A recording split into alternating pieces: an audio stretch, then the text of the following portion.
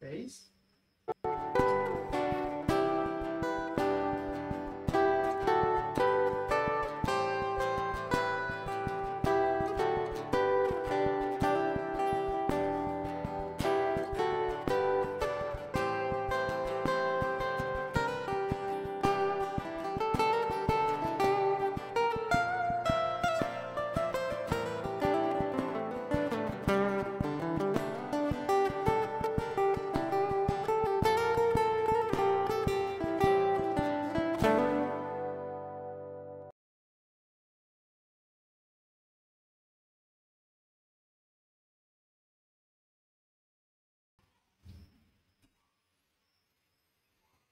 Ika-9 na ni.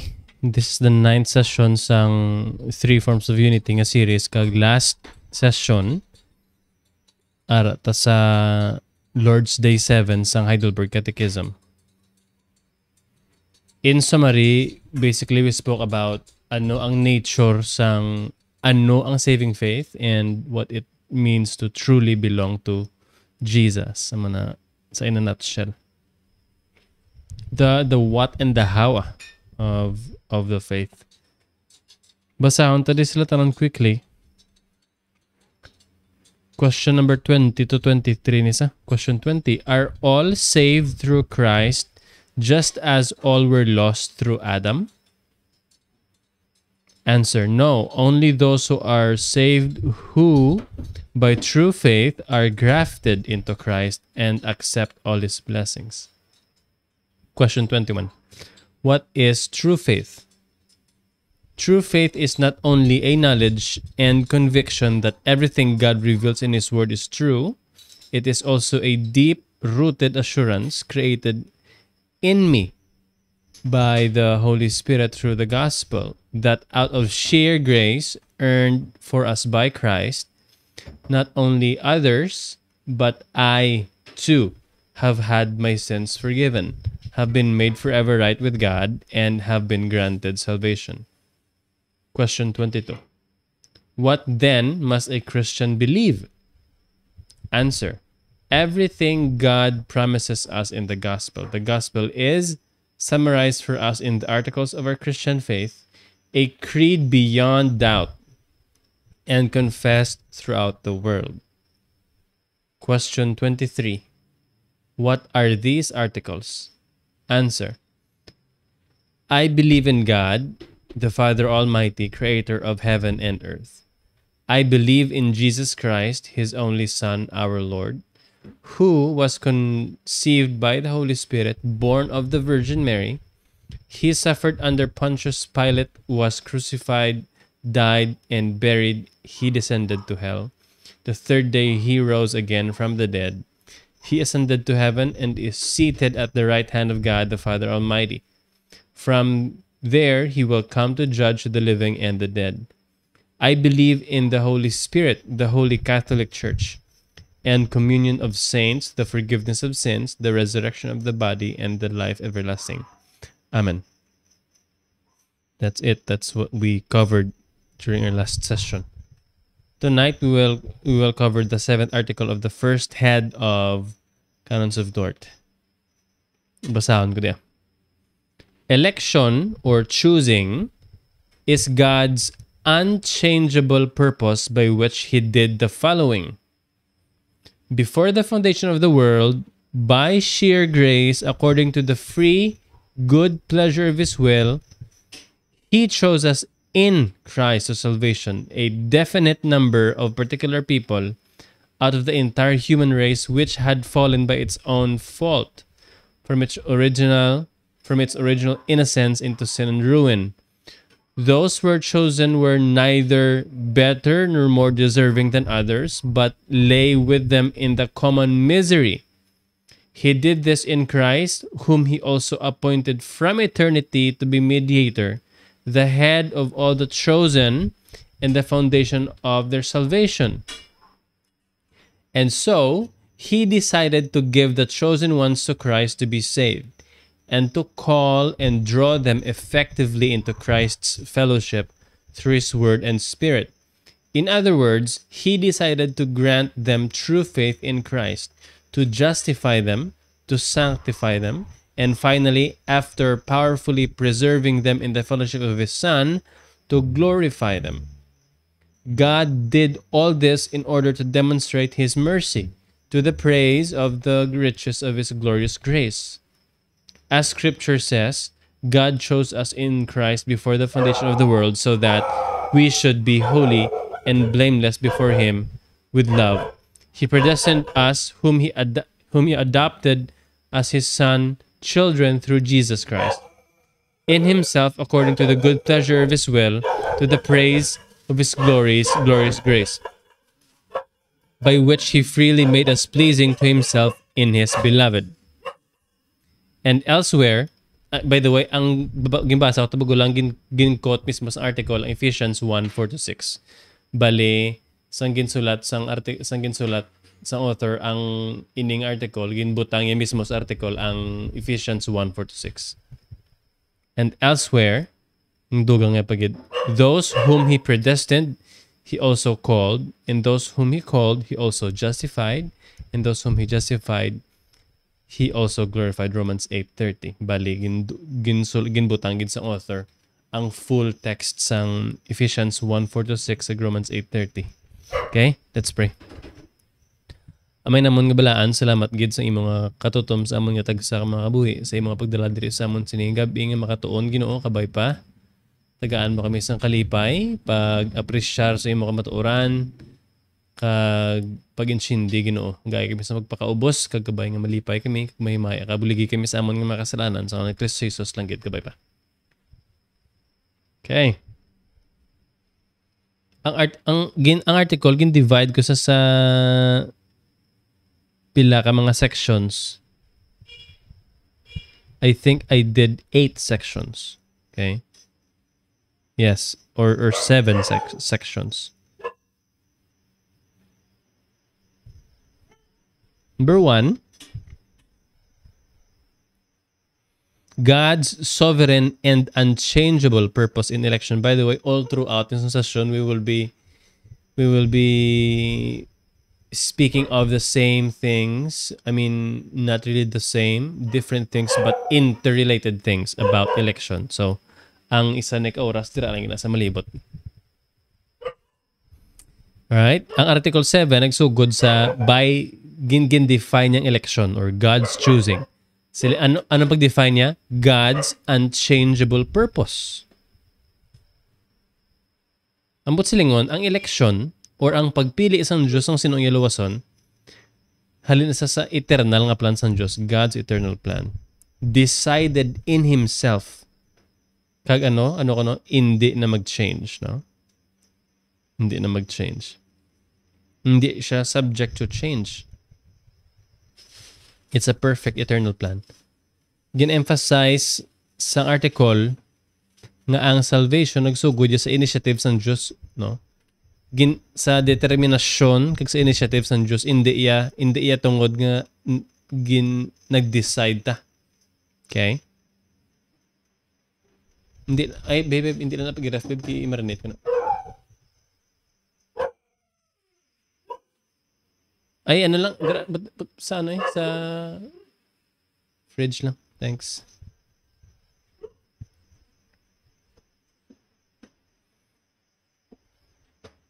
Gin-describe ni John Calvin ang predestination. We call predestination God's decree by which He determined with Himself what He willed to become of each man. For all are not created in equal condition. Rather, eternal life is foreordained for some, and eternal damnation for others. Therefore, as any man has been created to one or the other of these ends, we speak of him as predestined to life or to death. Clear si Calvin, yang ang predestination, double gid dyan, no? It's either gin predestined ka nga mapa-impyerno or gin predestined ka magpalangit. And interestingly, I mean, kabalo natin, ang tanan-tanan ko din ihambal, kabalo natin niya, no? We are just speaking of these things because, number 1, hindi sa boring. Number 2, comforting sa ma-remind ta. And siyempre hindi gusto mag-skip sa series sa some articles. Kabalo ta nga before pagintugas ng Dios ng kalibutan, may ara na siya sa iyang nga pinsar nga hungod nga ginpili nga ibutang sa langit sa imperno, no? Maybe sa una abita do kalain na sa longgan matian kiti masiling ta do ka unfair sa Dios. Sa pamatsyag ta, no? Matsyag ta unfair ang Dios. Ang problem da kay ang kamatuoran wa ina na base sa kung anong pamatsyagan, no? No? Na base na sa ano sulat sa Biblia. So, nami sa magplastar ni Calvin di whether or not nagpalangit ka or nagpalangit ka or nagmemperno ka, you are predestined there. Okay? By the immutable counsel of God, no? Which is the source, no? Kung ano, sino ang maluwas. Hindi niya, ang election niya, hindi niya whimsical or reactive nga decisions ng Diyos. Okay? Hindi niya nga, well, maako kuya nga hindi ta masabat ang question nga ti nga abi ako gid kag hindi siya, no? Ang ina question why na iya sabat. For example, be hypothetically kabalutan nga ang ini nga tawo reprobate be. O masiling ka nga si Judas gid be nga hindi ako, no? Nga be hindi ako ang ginpili sa Dios nga mangin si Judas. Why tiya kabalo ya nga hindi ikaw, right? Pero kabaluta nga ang Dios way kasala. Okay? Dira tayo maagi ya, no? Lord, why me? Lord, why not them? If you are emotional enough to ask these questions, then mate comfort ka sa fact nga, ang Diyos siya wise. Kaya He is perfectly wise. Kung ano man niya ang natabo, kung ano man ang matabo, these are perfectly wise things from God. Okay? Absolutely everything. Everything you can think of. Okay? Lain man ay nga ikaw subong ka plano kung pakasara ay masiling ka will man sa Dios imo niya plano hindi niya plano sa Dios. Okay? So ang election hindi sa pinalagpat nga decisions ng Dios, no? It is intentional, it is sovereign, it is unchangeable because it is grounded in God's own perfect will and knowledge. It is really as simple as that. Ang pagka-immutable sa purpose ng Diyos election niya, comfort niya sa aton. No? Meaning, nga kung ano ang gindecrease ng Diyos sa aton kaluwasan, hindi siya ma-fail. Okay? I mean, I'd like to say, I'd like to venture to say nga many, if not most Christians are alive, may mga times gid nga ga-shake imo foundation hindi ang foundation hindi si Christ ang ga-shake ikaw ga-shake, no? Nga you are contemplating about the idea nga la hindi pa ko ready mapatay ano ay ang thought process kung lapit na ako mapatay or ano ay ang sensation, ano ang intellectual conditions sang second coming, no? Or mapatay na ako, mapalangit ko bala, what's gonna happen? These questions are legitimately sometimes bothering Christians. Okay? Pero again, ang security sa kaluwasan taway siya na base sa kung ano ta ka kumpiyansa. Okay? Ang pagka-sure sa imo kaluwasan wala siya na base sa kung ano ka ka-sure. Okay? We really need to understand that. The assurance of our salvation, the security of our salvation is not based upon how sure we are. Okay? It is based upon the finished work of Christ. Okay?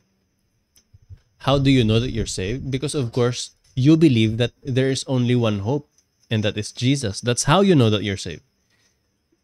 Makuto mo self, may gasali ka gid ba lang si Christ lang gid ang mga paglaom, di ba?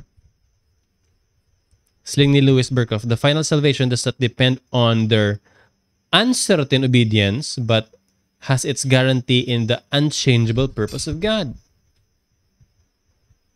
Amon ay ang doctrine of election ga-highlight sa sovereignty sa Diyos ya.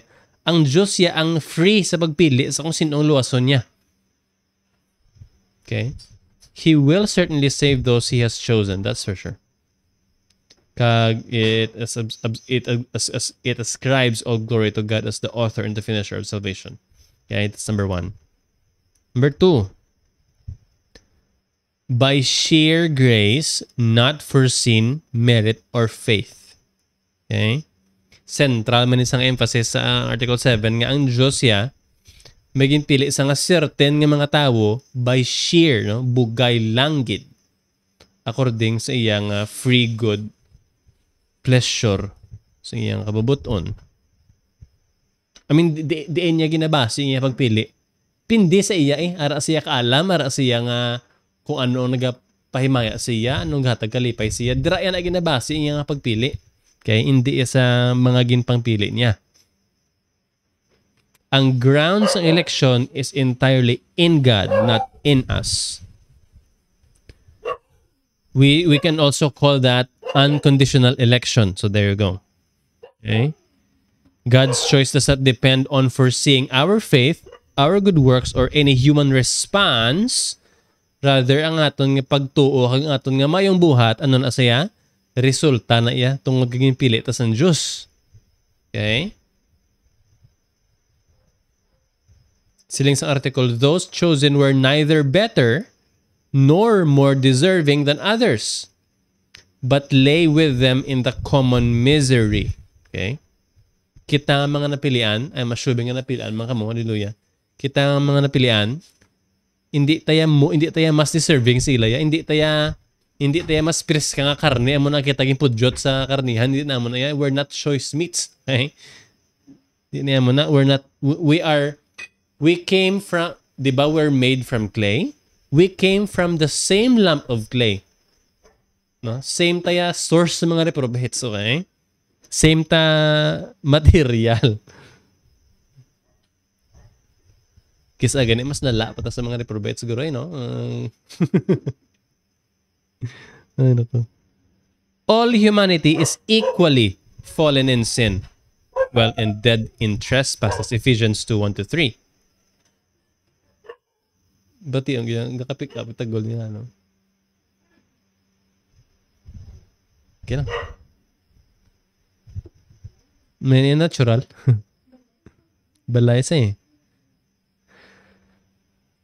God's election, therefore, is an act of pure mercy. Okay?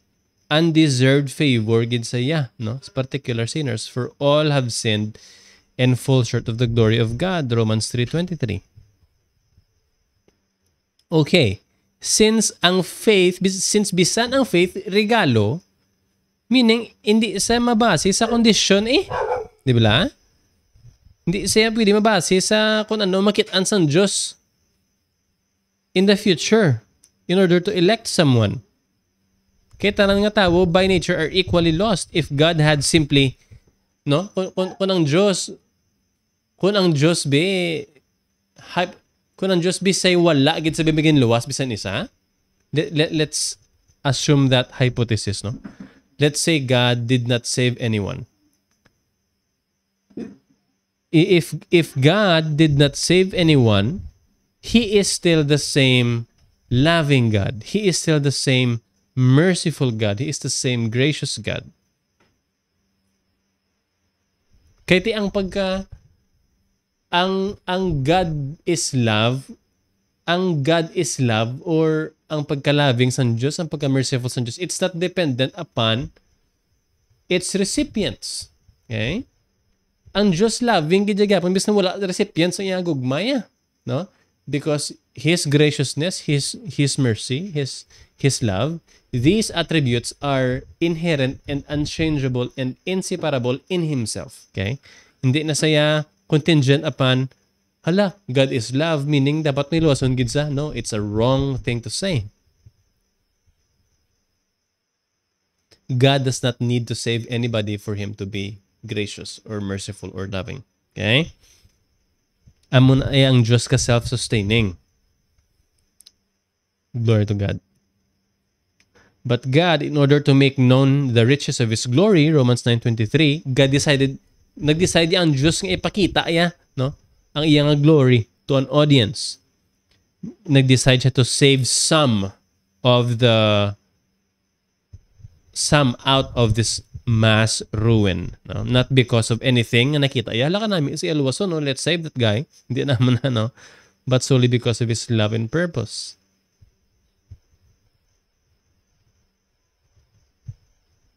As Scripture says, though Jacob and Esau we're not born, we're not yet born and had done anything either good or bad, in order that God's purpose of election might continue, not because of works, but because of him who calls. Rebecca was told the older will serve the younger. Romans 9:11-12. Sa same nga passage, ang mamadang verse 13 bala, Jacob I loved, but Esau I hated. Remember, why pa nila natawo, yeah? God already hated the other and loved the other. So, let that marinate in your thinking. Ginelaborate ni Calvin mo, the very time when the election took place proves it to be free, no? If we're going to look at kung saan una tabong election, we will see nga, it will prove nga dapat free gid sa, okay? It will prove nga dapat free gid ang election if we look at when it actually happened. Well, the question is, when did it happen? Okay? Kaya ang balik Calvin, for what could we have deserved? Ano gid bi ang ma-deserve da, or what merit did we possess before the world was made? Di ba? Kung ang Diyos nag-decide na kung sino yung pilion niya before pa natugang tanan, paano na sa mabase sa aton? Kaya wala pa ganyan natugang kalibutan. You haven't done anything. You're not anything at all. Wala pa ganyan, no? Wala pa any bacteria. Wala pa. So, paano gid sabi mabase sa imo? How do you exactly work for something like that? So, po ni Calvin, how childish it is to attempt to say that we were chosen because we were worthy or because God foresaw we would be worthy. We were all lost in Adam and had not God, based on election, rescued us from perishing, there was nothing to be foreseen in us but ruin. Let's say, kung this is false, pero kung ang Diyos naglantaw giban sa future, kung sino luwason niya, wala sa niya maluwas. Ano gid makita niya sa mga luwason niya ka. Wala nang napatiyan sa mga Armenian mo nga or isa sa mga kilala tang Armenian si Pastor Boy, no, amo nang napatiyan niya. Nga ang Diyos ko, no, dapat makita sa future nga ma-believe ka. Tapos dira sa ma-decide nga luwason niya ka, no? Din tabo nga obrohon mo naman, no? Given nga ang nature sang tao sinful, it is not possible for you to choose something holy. It is just not possible. Kung nagtuo ka magit sa Diyos subong or last year or 2 years ago, it was not because you wanted to. Okay? It's because the Holy Spirit gave you life.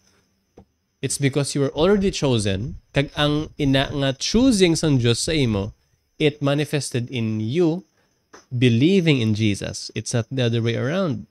Kaya kung lang tawon lang ang aton ng mga obrahon, mainit lang ulo sa Diyos aton. Okay? Dogin ang ginobra din ni Calvin, dogin ang mark niya, no? Ang idea sang foreseen faith bilang nga gatry sila nga i-balance ang tao free gid dapat, no? May free will gid hindi ta robot blah blah blah. Pero at the end of the day, it's just pride, no? They just want something for themselves, no? Gusto nila a little bit of spotlight. Ang hindi nga kami gid na decide, no? Imagine pag libot mo sa langit, no?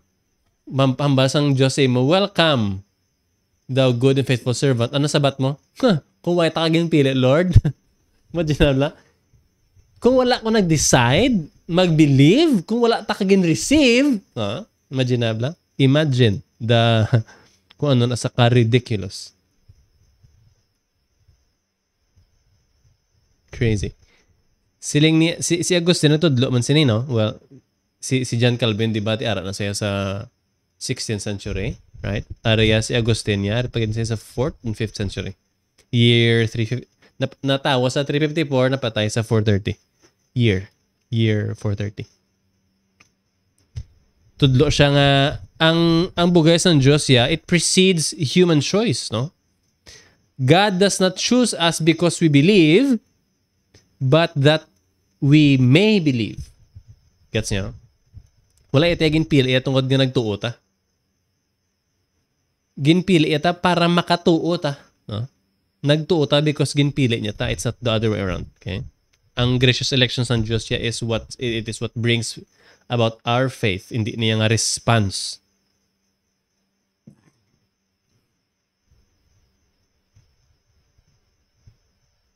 Amo na ang highlights ng unconditional election that our salvation is entirely of grace from start to finish. From start to finish. Ang basa Ephesians 1:5-6, God predestined us according to the purpose of His will, to the praise of His glorious grace. So, kung ang pagtuo or merit, magsiling ka merit, lain na lang points mo sa iyong mga ligtas points, amo na sa basically ang merit. Ano? Kaya amo na sa point system sa Roman Catholicism. Okay, merit system. Amo na, mamandar ka nga, may mga damo-damo saints, no? May saint amo ni, may saint amo to. Tapos, pwede ka ka-praise ni sa ila, di ba?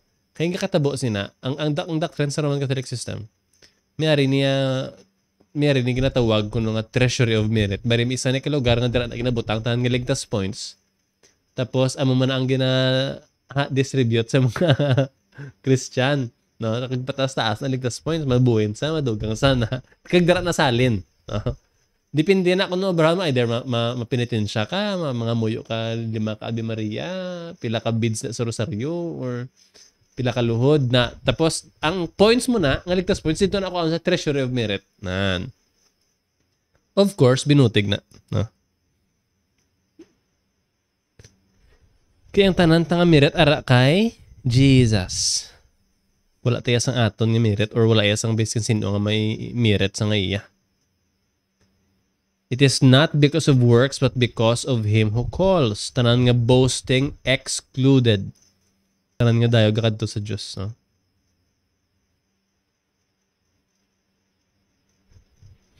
Sa well, later on sa Canons of Dort nag-state negatively, election is not based on any foreseen faith or obedience of faith, holiness, or any other good quality or disposition, as though these were prerequisites or conditions on which God depended in electing His people.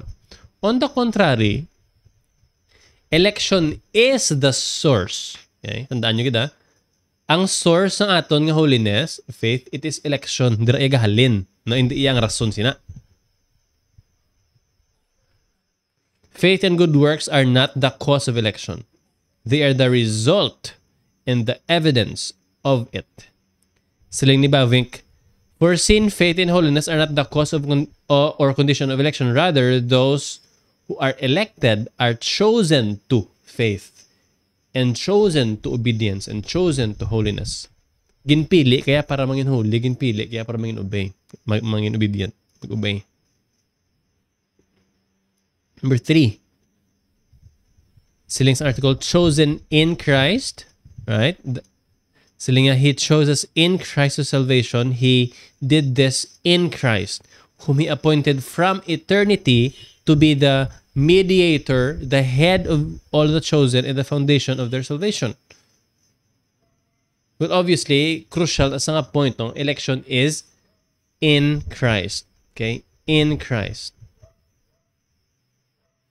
Sang ang Diyos nagpili sa kung sino iya luwason, it was not apart from Jesus. Rather, paano niya ginpili? By way of union with Christ. In other words, from eternity past, ang Diyos niya ginhungod yung napili ang tao, ang gusto yung luwason in connection with His Son. The elect, as we are given to Christ to redeem. Okay? Siling sa John 17:6, yours they were, gastorya ni si Jesus sa God the Father, kay Yahweh. Yours they were, and you gave them to me. Okay? It's a beautiful thing. Christ is the one through whom the elect actually obtained the salvation. No? Di ba ginpili ta sa Diyos? We were chosen to be saved, right? How do we actually receive that? We receive that through Christ. Dito makita, yung ang design sa election niya, hindi abstract selection, no? It is inherently tied to to Christ's person sa kung ano ang ginobra ni Christ when he came down. Dira niya tanan nakaangot. Okay? Wala yang Diyos biging pili yang nga apart sina, no? Apart from the foreordained Redeemer who is Christ. Ephesians 1:4, He chose us in Him before the foundation of the world. Okay? Ephesians 1:9-10. Election is a facet of God's plan set forth in Christ as a plan for the fullness of time to unite all things in Him, in Christ. Amon nga si Christ yung mediator kag head sang mga elect. Gina-represent niya kita, no? He acts on our behalf. He prays for us. He unites us to His Father. Gin-point out man ni John Calvin nga ang phrase bala nga in Christ, no? The second proof of the election is free and not based on us. If we are chosen in Christ, it is not of ourselves, right? It is not of any foresight of what we deserve, but because our Heavenly Father has united us to Christ. In short, the name of Christ excludes all merit. Kaya mo sila kung tanan-tanan ng merit at ay Christ wala sa aton. When we say we are chosen in Christ, it follows that in ourselves we were unworthy. Amo na gani nga in Christ kay hindi sa aton. Okay? Kagti tanan-tanan tong ginambal, it also relates to the mayroon yung mga Reformed theologians sinatawag nga covenant of redemption. Okay? Nga before ano ni sa covenant of redemption, before pa ang decree of creation, before God decreed to create creation, mayroon niya covenant between him in himself. Paano ko sa i-articulate man, no? God the Father, God the Son, and God the Holy Spirit entered into a covenant within themselves to save a particular people. No? Sila pa lang niya, the Father chose a people, the Son redeems them, and the Spirit in time, no, in creation na, applies that redemption to them. No? Amo na nga ang election trinitarian gidya, no? It is the Father who chooses kung sinulason niya. It is the Son ang magluwas ila. It is the Holy Spirit that applies this salvation in time, in creation, right now. Sa kabuhi, pagkapatay, kag resurrection ni Christ, that na-accomplish ang salvation na ginordain sang amay. Okay? Kag ang Holy Spirit na ang nag-apply sa aton. Ginaffirm na ni Christ, John 6:37-39, saling niya, all that the Father gives me will come to me. I have come down from heaven to do the will of Him who sent me.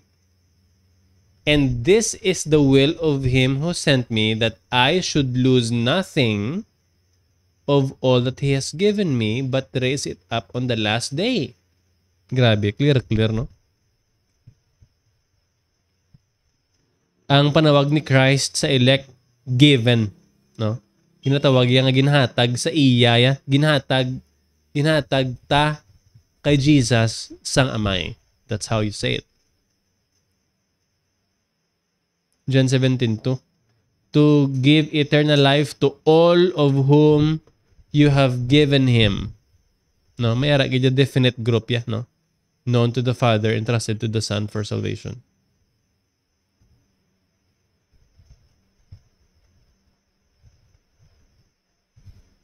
Amo na ang emphasis sang sining article that Christ's role as foundation. Okay? Siya ang basis sang kaluwasan. Tanan nga benefits nga gaka-experience ang elect received through Him, regeneration, faith, justification, etc. Gina-obtain sa tanan pagi sa kung ano ang ginobra ni Christ. So, sa aton yung part, ang election unconditional. Okay? But in Christ, it is definitely conditional, meaning Christ had to fulfill the conditions of the covenant. Okay? Christ had to die. Christ had to take flesh, he had to live, he had to suffer, to die, to raise from the dead, in order for the decree of election to be carried out, no? Para atong choosing of the Father, para ma-carry out to, Christ had to meet conditions. Okay? I think that's clear. Nag-mention man ang article ta sang phrase nga common misery, okay? It reminds us that the entire human race nahulog sa sala and ruined by its own fault, and that the elect were with them in common misery, no? Ang elect ya hindi, like I said gaginabla, ang elect ya hindi siya some specially created human, no? Nga ano man may gold na lungs or may heart nga diamond, hindi mo na, no? We're all the same, no? With the reprobates. There is no difference between us. For all have sinned and all justly deserve condemnation. Kaysa si Adam na dagdag, all Adam's descendants, meaning tananta, all came from him, fell into perdition and ruin. Amon as ang starting points ng election is that no one deserves to be chosen. Kaya hindi man niya ang Diyos obligado na magluwas sa bisan isa. Right? We already said it. If he had left all to perish, he would be just for doing that. I mean, let me say it another way. Kung ang Diyos gintagbong itaran sa impyerno, it would be good for him to do that. No, I mean, I want you to understand that really clearly, that if God decided not to save any of us, it would be good. Okay? It would be absolutely good, no? I mean, is there a comparison? So, tungod ginluwas sa Diyos, is it now better? Wala aya sa amon na comparison niya. It is the same, no? Because nga at the same time, because it comes from the unchanging God. Nga agi na sulit-sulit na sa pinsar to, because we want our consciousness and even our subconsciousness to understand ang kaluwasan hindi ginihalin sa ato niya, no? And we are irrelevant when it comes to subject of salvation. Our only relevance is our sin that made it necessary, no? Kung kapangita ka magid nga ano ang imong role sa salvation, mang role mo luluwason ka. Ang role mo ikaw tong halit, no? Amo na imong role. If you want some spotlight, you have it. Sa ginambal sang article nga lay in the common misery with others, in-emphasize here that the elect have nothing to boast over the others. Okay, I think we have that really clearly. Hambal gini sang Diyos sa Deuteronomy chapter 7, 7 to 8. It was not because you were more in number than any other people that the Lord has set His love on you and shows you, but it is because the Lord loves you. Ginasurya ni sang Diyos ang people of Israel. No? Yahweh is saying, and it nga ginpalangga ta kamo hindi tungod sa kung ano man nakita ko sa inyo, it's not because of you. No, I love you because I love you.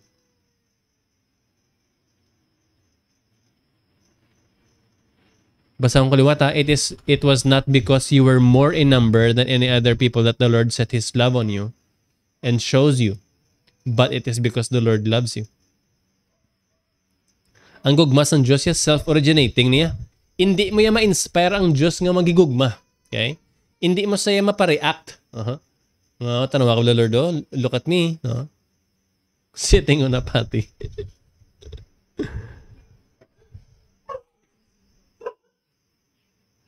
God's electing love was not due to any distinguishing trait or any stimulus from the recipient. Ang amo nga kamatuoran niya, it fosters humility in us, right? Silingin in Spurgeon, Baptist nga preacher, God certainly did not choose me because I was worthy. I believe He must have chosen me before I was born, or else He never would have chosen me afterward. Kakaladlawan, no? Kung ang Diyos nanilag lang sa kung ano ko after ko na bata, why giguro yung pili, no?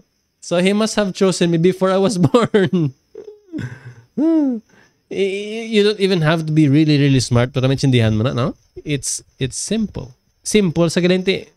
Sakit sa matian. Sa iban. No, it's a funny way to acknowledge nga wala gid sa aton ang rason kung agin pili ta sang Dios. The point is the election cuts off any pride. 1 Corinthians 4:7. Who sees anything different in you? What have you done that you did not receive? Right? Hambal ni Agustin, if any are lost, it is their own fault. If any are saved, it is God's grace. Okay, number 5. Siling isang article, may phrase na mention nga, a certain number of people, meaning definite, particular ang election. No? And I say that in a way nga, yes, ang Diyos kabaloya kung pila kabilog, literally, ang iyang gusto luwason. Like may number niya. No? Maybe we can't count it, no? In this lifetime or in any lifetime, but God knows how many, no? Each one by one. Kiti ang kaluwasan, it is an individual relationship, no? Hindi na siya nga Ari, isa ka balde nga linuwas, isa ka labador nga linuwas, hindi niya by bulk yan, no? It's particular. It is of a certain number. Amo ni sa kaipatanting siya ang particularities ng election, no? Hindi siya vague or general choice, but specific selection of individuals. Hindi siya corporate election, no? Nga kamuda elect kamuda, no? Way ko labot kung ano kamuda individually, pero basta elect kamuda. Di niya mo na. It's not like that. Let me venture further to say nga kilala ya sang Diyos ang iya nga tanan-tanan elect by faith, no? Ang tsura, ang batasan, kundi ng alom, pila kabilog buhok, no? Amo na sa particular. Balo ka mo kung ano ang ratio sa number of human beings sa number sa star sa langit. It's not hindi mo makompare, no? There are gazillions or bajillions of stars in the universe. And anong basa ng Bible? God calls them by name. I mean, mabasa ko, madundum ako ng verse, it gives me chills, no?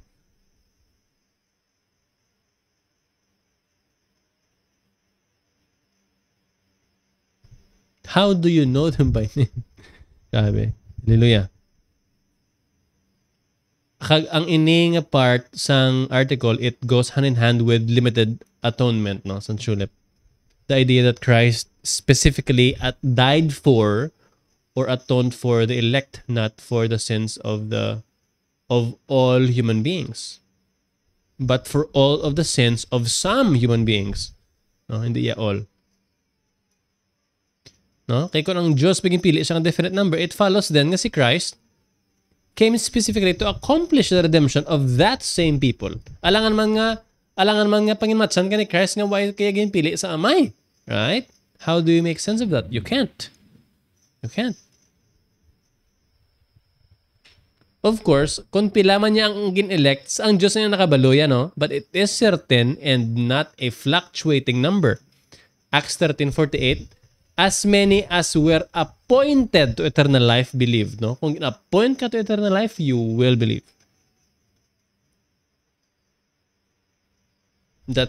It is just as simple as that. Those who believe the gospel do so because they were appointed.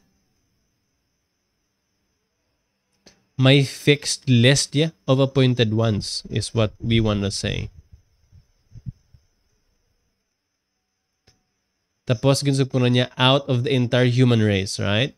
It is of course a reminder that God's election is not limited to one nation or ethnicity, no? Like the Jews believe that it is,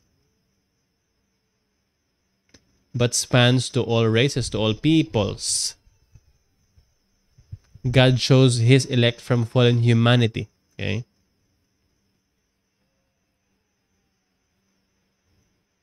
Iti ang isa ka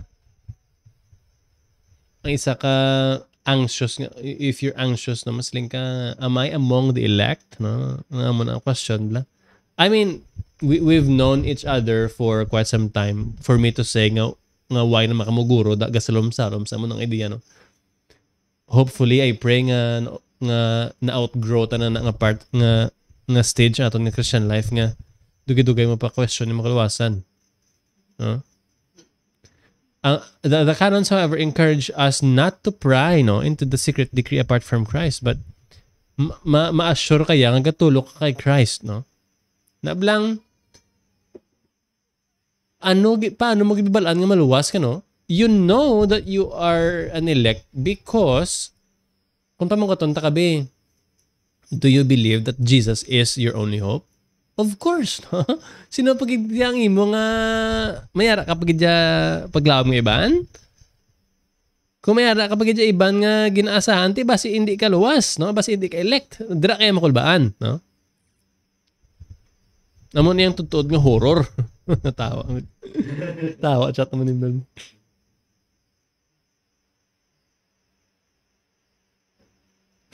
Duyambal ka na. Di lang.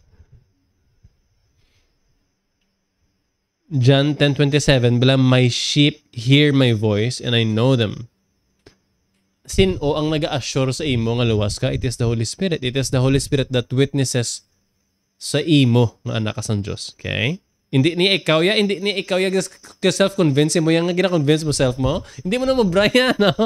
Hindi mo gina-convince ang self mo nga mangin mapisan kasi gayta maran ka, no? So how?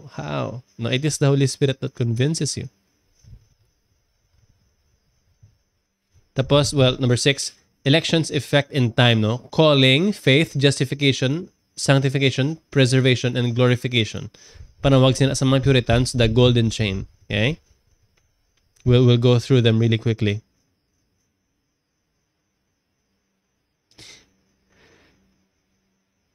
Gin describes in Article 17, he decided to give the chosen ones to Christ to be saved and to call and draw them specifically, effectively into Christ's fellowship through His Word and Spirit. In other words, He decided to grant them true faith in Christ to justify them, to sanctify them, and finally, after preserving them in His fellowship, in the fellowship of His Son, to glorify them. Okay, so there are different acts of God here. So masiling ka ang salvation nga word it is both simple and complex, okay? Hindi sa lang hindi sa plain man sa in a sense nga salvation belongs to Christ, salvation is a gift. Sa amo na nga if you articulate it that way, simple sa. Pero if we theologically define it, dissect it, ang salvation niya, there is calling, there is justification, there is sanctification, there's preservation and glorification. Right? So, and these are defined theologically and biblically also. So, panawag sina order of salvation or sa Latin, ordo salutis. Halin sa Romans 8:30, no? Those whom He predestined, He also called. Those whom He called, He also justified. And those whom He justified, He also glorified. Ano sa? Neka.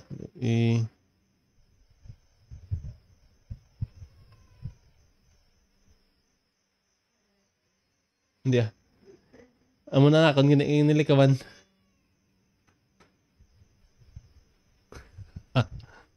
Tapat naman na iba, no? Okay. Boss Libay. So i-try to sa breakdown, no?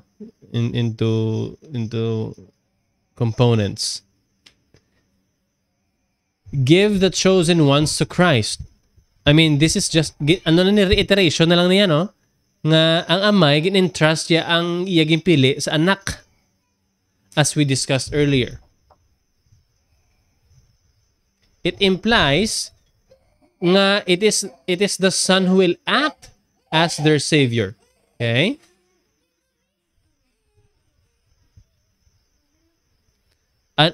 When Christ speaks of the elect, gina-articulate in a way nga, whom you have given me, for they are yours. Amo ng language. So, ang election, it involves divine transaction. The Father giving a people to the Son, and the Son agreeing to redeem them. The Father gives, the Son redeems. Amo na nga give the chosen ones to Christ. Second phrase, call and draw them effectively into Christ's fellowship through word and spirit. Amo naman yung effectual calling, or we also call this regeneration. No? Ang Diyos ginasomon niyang elect in due time. What do we mean by that? Inablang, well, maybe 5 years ago, you wala kaya sang idea kung ano yung mga bagay nino. But, of course, elect ka na to, yeah. No? Your direction was not hell-bound. Okay? It was heaven-bound. It's just that, wala ka pa naglabot sa imo nga sa times ng history nga gina-point sa Diyos nga magtuo ka. That's it. Di ba? I mean, what did you believe 20 years ago? But, no? Ibalo? No?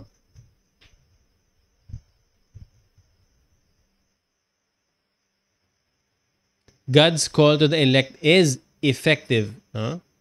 Gaka-achieve na gid niya ang iyang kung ano man ang decreed result niya. Union with Christ. Well, may ara man niya sang general call. Well, amon asang ginaminta by the preaching of the Word of God, or ang mga available nga reels sa Facebook, no, mga managwalida, kag it's free for all, no. We call that general calling, no. When you hear a preacher preaches nga naga-preach sa radyo, no, general call na sa. The effectual call is what the Holy Spirit does to that kinabatian sang tao, no. He uses that, he works through that and gives life to the elect. Amon asa magsiling ka nga, call and draw them effectively into Christ.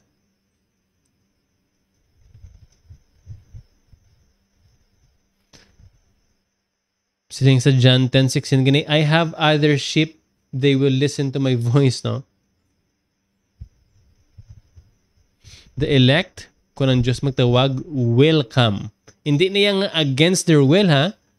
But God makes them willing by a transformation of heart. Hindi niya, yes, it is not up to us to be saved, pero sang ginluwas sa Diyos, hindi man nga sipa-sipa, kaya sang tel mo, hindi lang ko, Lord, pagluwas sa. No? Hindi man naman na. Because God makes you willing. Next phrase, grants them true faith in Christ. Ang pagtuo mismo, regalo. Okay? We've already covered that. Article 7 teaches that faith is not something the elect hindi niya nga ang pagtuo hindi niya something gina-activatable nga is that something that we gina-turn on ta? Okay, matuo na ko Hindi ko na magtuo subong, ano lang, next week. Hindi niya mo na, no? You don't decide sa kung saan o mo na ipaandaron kag patsyon ng mga pagtuo. It is something that God gives you. Philippians 1:29, for it has been granted. Okay? Granted to you for the sake of Christ. You should not only believe in Him but also suffer for His sake. Okay. Even the response of faith is part of God's electing plan. Grabe, no? So po niya, justify them. Well, nakabalo naman ako na justification is the act of God, is the legal act of God. I mean, it happens after you put your faith in Christ. After God gives you the gift of faith, it is when you are justified. Ano na sa meaning? No? But silingon, ang imo nga legal status sa tubangan sa Diyos, hindi na guilty. You are free. Gindeclare ka ba lang nga righteous? Hindi nga righteous ka nga way ka na sala, pero gindeclare kaya righteous na sa din sa gimbase nga righteousness? Of course, in Christ, no? How can you be declared righteous? Because Christ's righteousness is what? Imputed into you.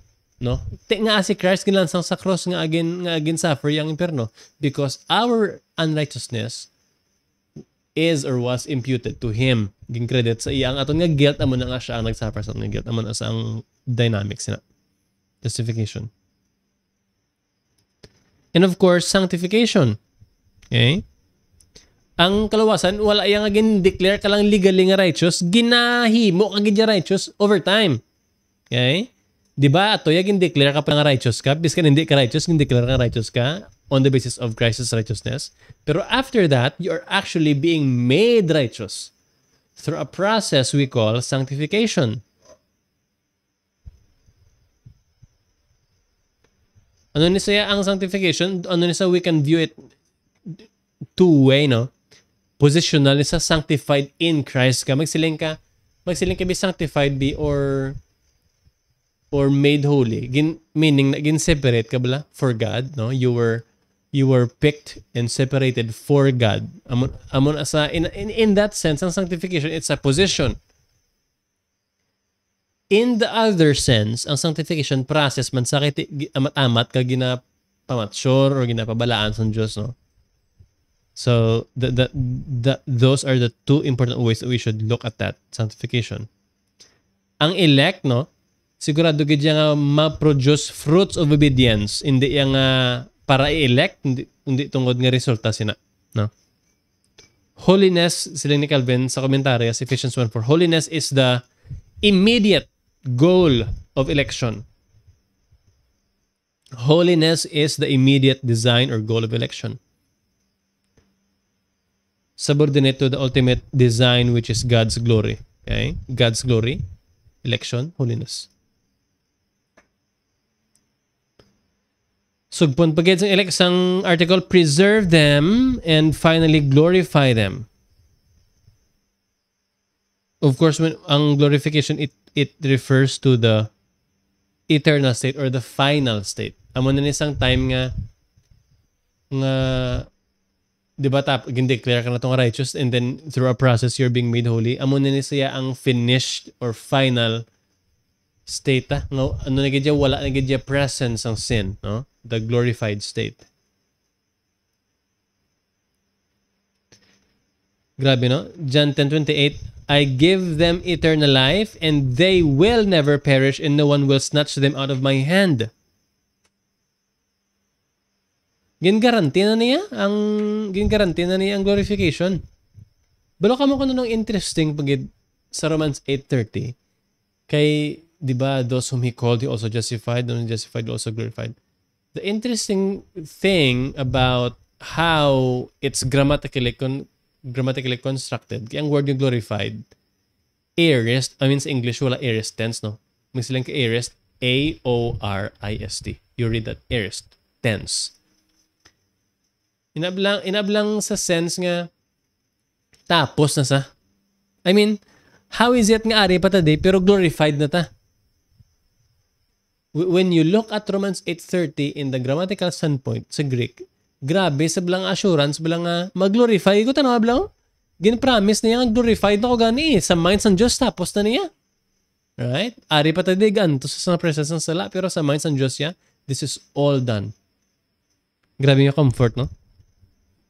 Who would have thought nga you would take such comfort from grammar? Lastly, to demonstrate His mercy to the praise of His glorious grace. No? Finally, amo na siya ang why, no? Why God did all this. No? Siling sa article, God did all this in order to demonstrate His mercy to the praise of the riches of His glorious grace. In other words, ang ultimate nga end sa election niya, it's the glory of God. No? Ang election niya, it serves to showcase God's mercy. Well, if we ask the because ang undeserving it plucks undeserving sinners out of misery. That's why.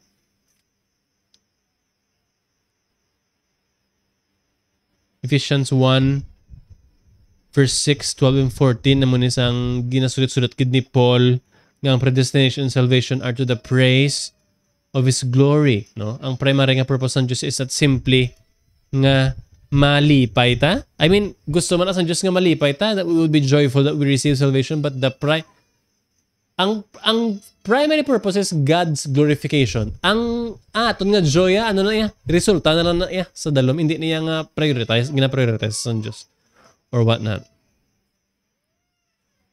Siling ni Bavinck, God's decree of election and reprobation is to perfectly display His attributes for the sake of His glory.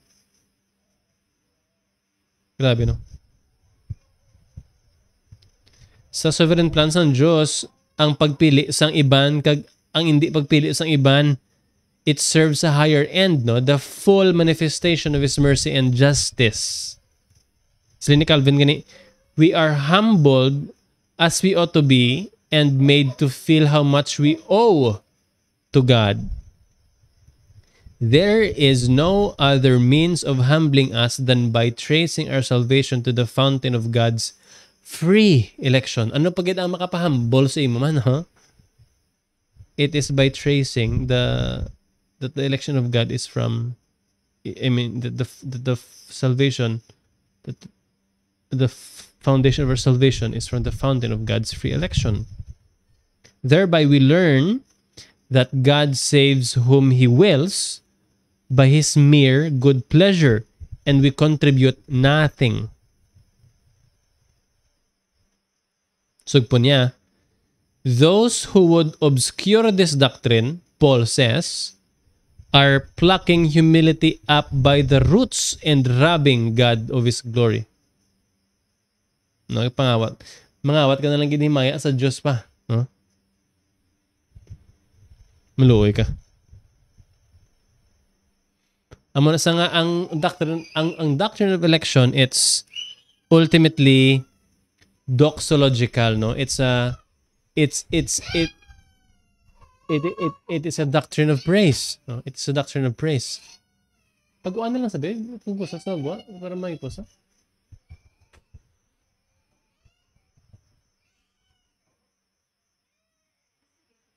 Oh, okay lang.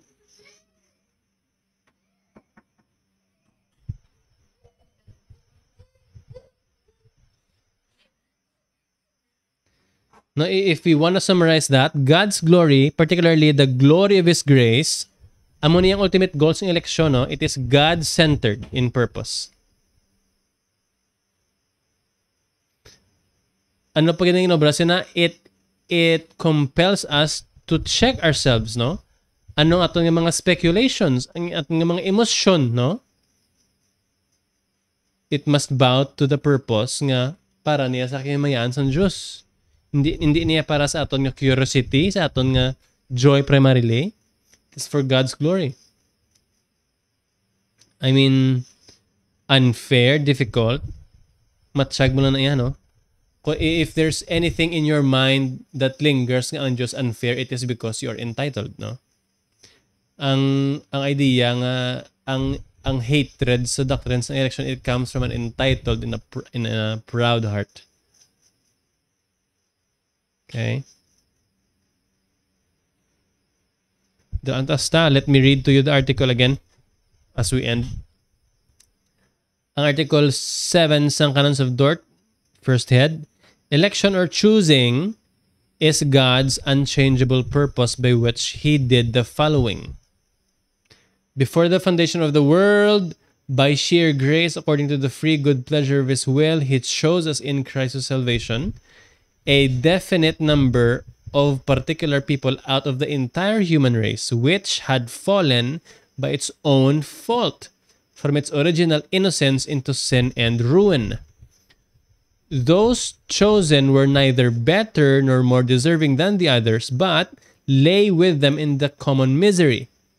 He did this in Christ, whom He also appointed from eternity to be the mediator, the head of all the chosen, and the foundation of their salvation.